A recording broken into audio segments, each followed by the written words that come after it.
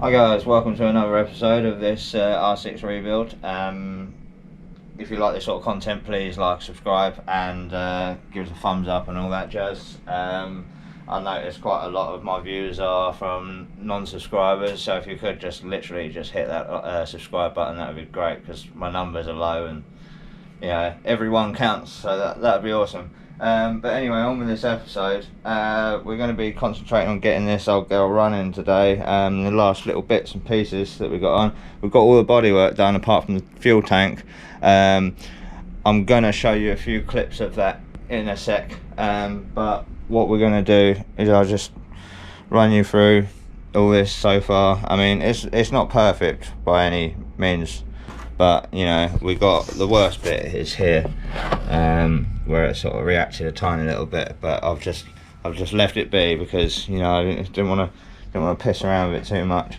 I did leave the tank to use to get it to run, but to be honest, my bike's in the middle of being worked on and pulled apart at the moment, and my tank is pretty much off, so, and it's got fuel in it, so I'm probably going to use my tank to get it to run. The other bits are there. We've got belly pan up there. We've got quite a cool pillion seat. I'm going to use on this because I think it'll go well with the black and white theme, so that'll be that to use. In this video, like I said, we're going to be putting these bits on. I've still got to sort out these pillion pegs. I have lost the pillion pegs for this bike somewhere. I have no idea where they are, so that's annoying. And yeah, I don't know where they are, simple as that. So I've got these old knackered set, well, they're not knackered, but they were just very minging. I have gone over them with a wire brush just to make sure they are in a usable condition, because they were absolutely, they're just gross. So I'm going to be doing more with those and get them to a sort of like a better finish before we actually fit those. Got this part of the rear tail section to go in, because then we can pretty much build up the rear tail section, and you know, get all the lights working and stuff like that. I do now have also, oh, there's the rear light, we can have that out because we're going to need that soon. And I also do have a set of indicators, China's finest indicators. We've also got an oil filter to go on, and we've got some oil in the back there. Some Motul 5100 1040 is the oil is going in it. Right, so before we crack on with it, I'm just going to show you these few tiny little clips of what I did during the bodywork process. It's, like I say, it's not actually any footage of me doing the bodywork, it's just a couple of stages, just a couple of short clips. So we'll roll with that now, and then we'll get on with the rest of the video. Here we go. I've got everything pretty much rubbed down now. I've done a coat of primer over the bits I need to. This is going white, this is going black, everything else is going black. I'm just about to start to lay down the first sort of base coats on these bits. I've got the, where are they? I've got the belly pans rubbed down as well, and I decided to paint in the Yamaha, if you can see that very well, paint in the Yamaha logo, and I'm just going to mask it off and then paint it black.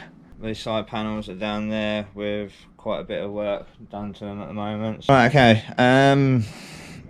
this is where we got so far.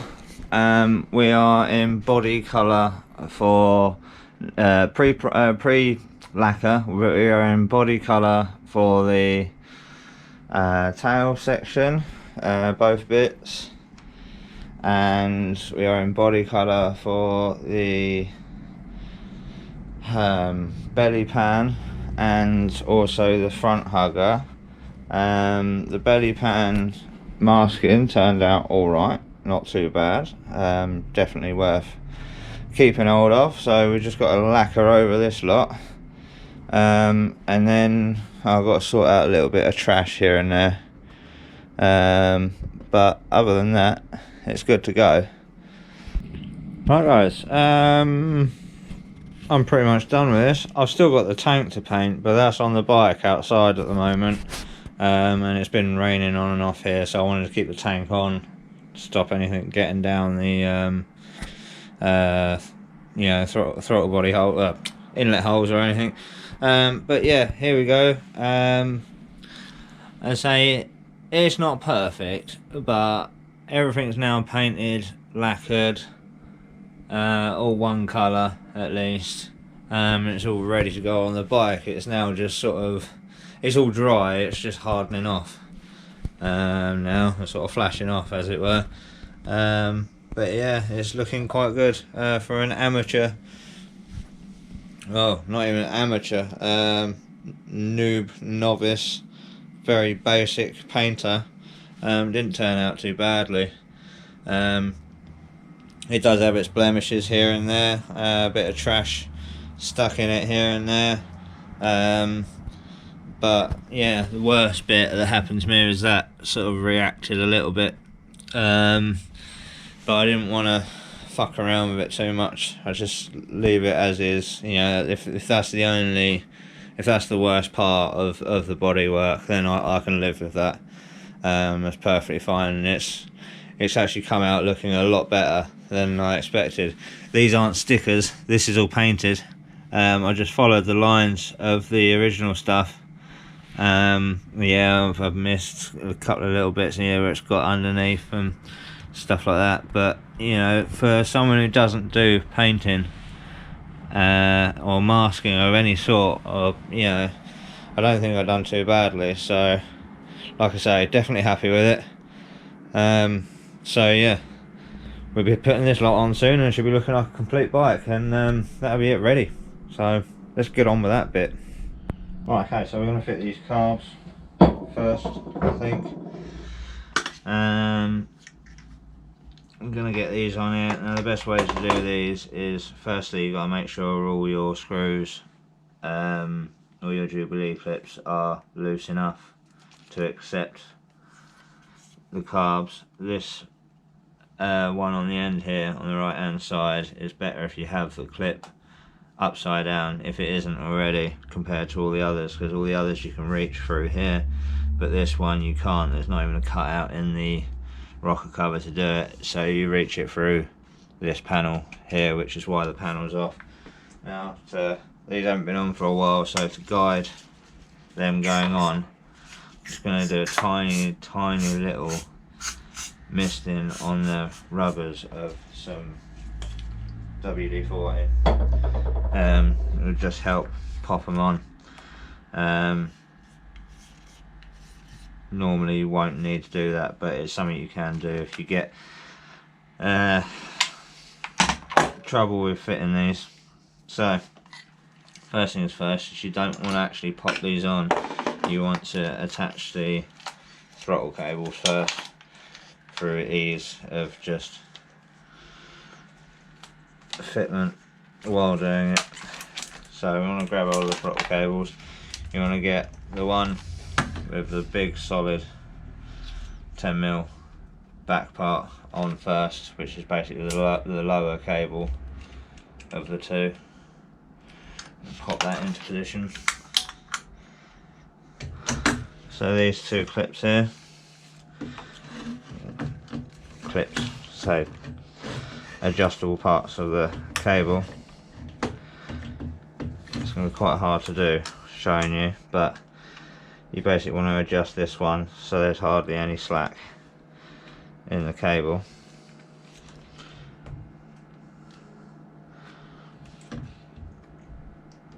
We've currently got a very tight throttle, so but that will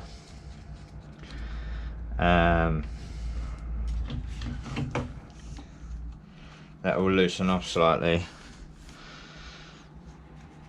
once the carbs are sat down, because I'm pulling on the cables at the moment with the carbs just out of the way they are. So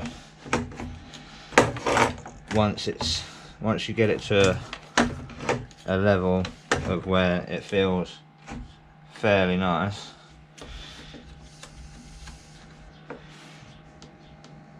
with like around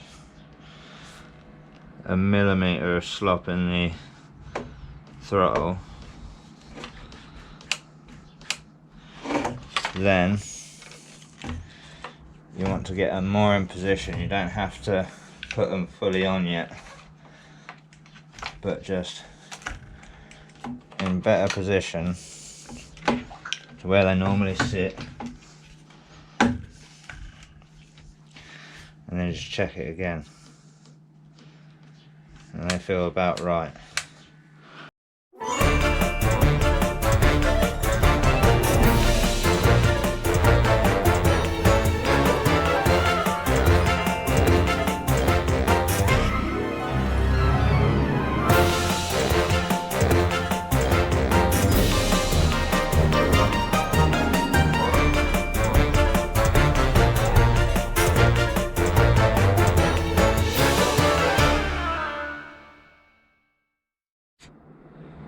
I think that's just typical. I turn the camera off because I'm getting frustrated, and then pop on the go straight away.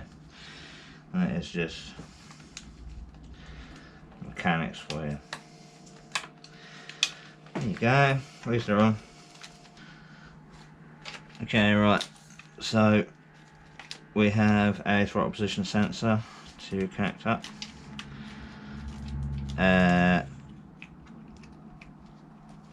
We need to bolt the carbs on, but before we do, we just want to check our free play and check the throttle is actually working and snapping back okay, which it is.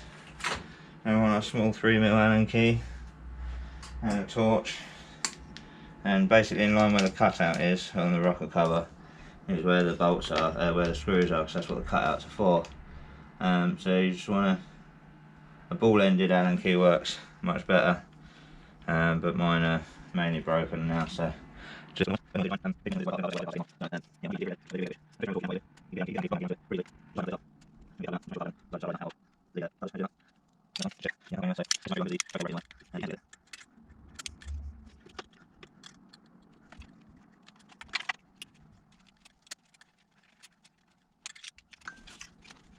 wire away.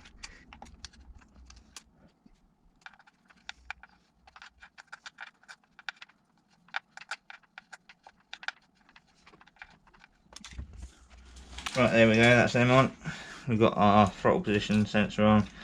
Our fuel pipe can now go on. We haven't got a clip for this, so I'll get a clip organised for that. And then all this wiring can go into this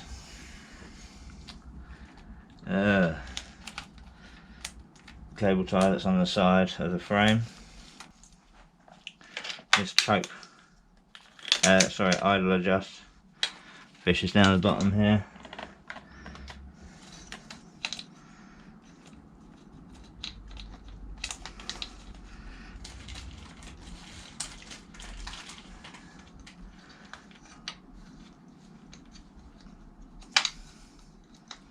Clips on that. Choke cable.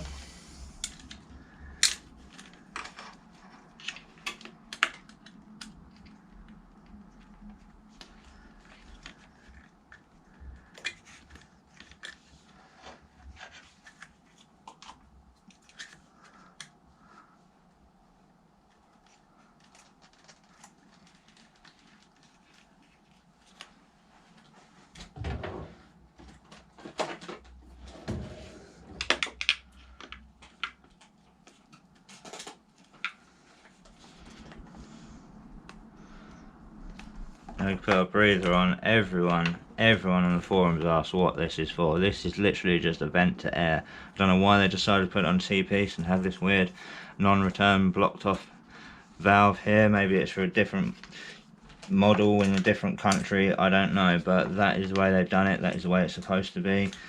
Everyone on the forums sees it, shits themselves and goes, oh look, I've got something that's unplugged, what is this? It's fine, it's how it's supposed to be. You just hide that down in your wiring down here. These two bits connect to your carbs.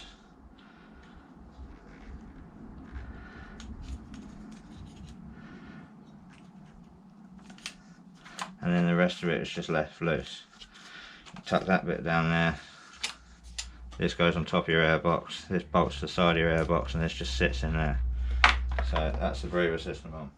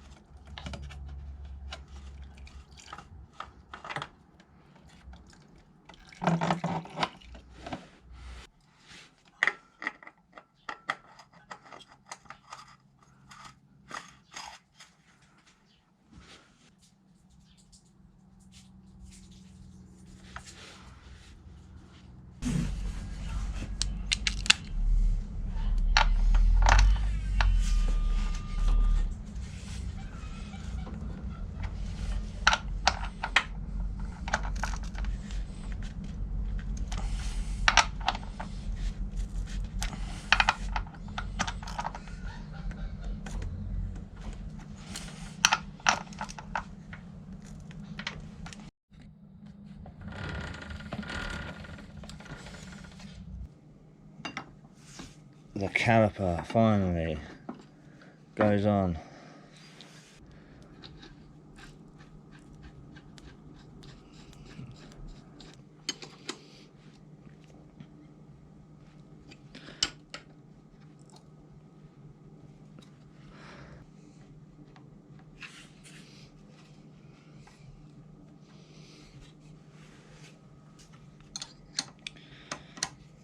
Pick this up.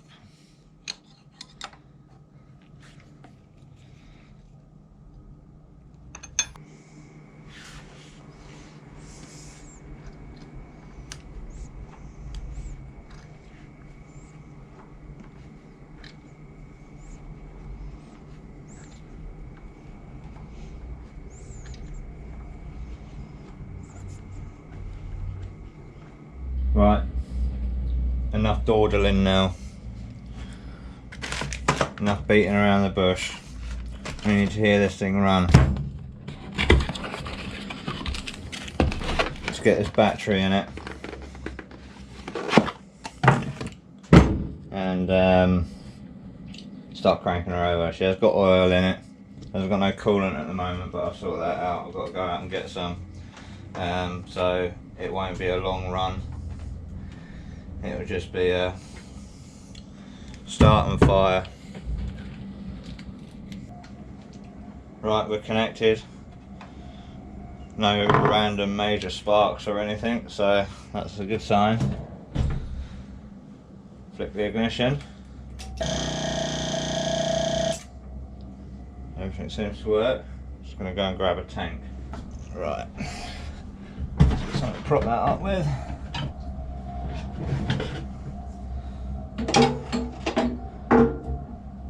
Turn the fuel on. Always remember to turn your fuel on. Right. Shall we give this a go then, folks? I always get slightly nervous. Fuel pump's got fuel. Appears to be no leaks. Bit of choke on. Let's go for it.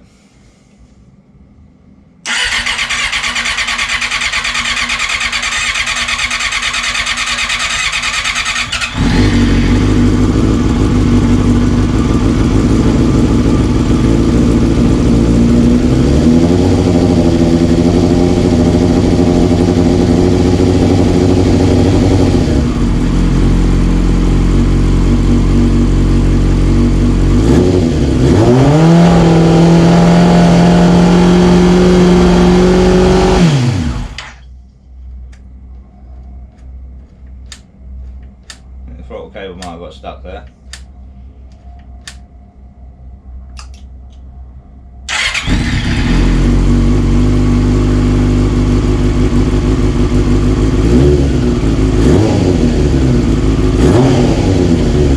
Make sure that doesn't happen.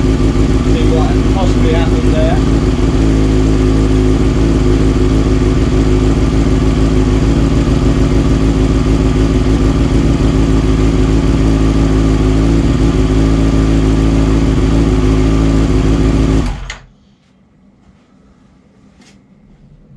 But hey, she runs. Cool. Sounds quite lovely actually. Quite lovely. Is that even a thing? Quite nice. Sounds quite nice indeed. Yeah, no, I'm happy. We can get on with bodywork now.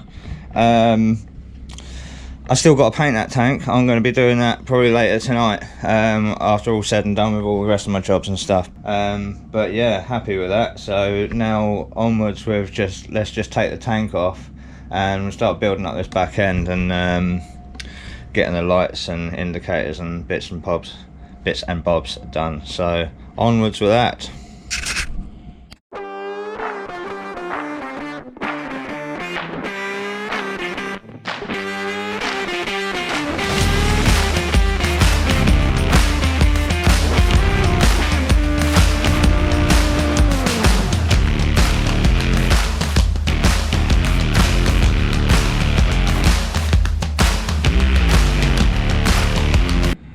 Right, okay, I've lost some footage of the time lapse. I've done quite a bit more than the time lapse shows. The time lapse basically shows the absolute struggle and nightmare I had with this back end here. Hello, dog. And basically it was a nightmare to fit up. For some reason it fit nothing like how I mocked it up beforehand. We've still got this wiring to do, which we're going to do in a sec. Just put a plug on there, but it's looking rather neat, especially with its seat on there. It's all solid now. I've done some trickery in here to sort of make it all solid and stiff. We're looking good. We've also got the front on now as well. And the front hugger, that's all bolted on. That was all simple and straightforward. We've got some coolant in the radiator, as you can see from the little bit of pink that was there. So yes, it's a bit late to run it now, so tomorrow I'm going to dig out my baffle, because I've got the same exhaust as this. I'm going to dig out my baffle and then we're going to do the balancing. I'm only putting the baffle on just to sort of keep the neighbours happy, even though it's during the day. It's still going to be loud, and I live in one of them type of neighbourhoods where you get moaned at. So as I've got the baffle, I'm going to stick it in, but we're not far off. So right, okay,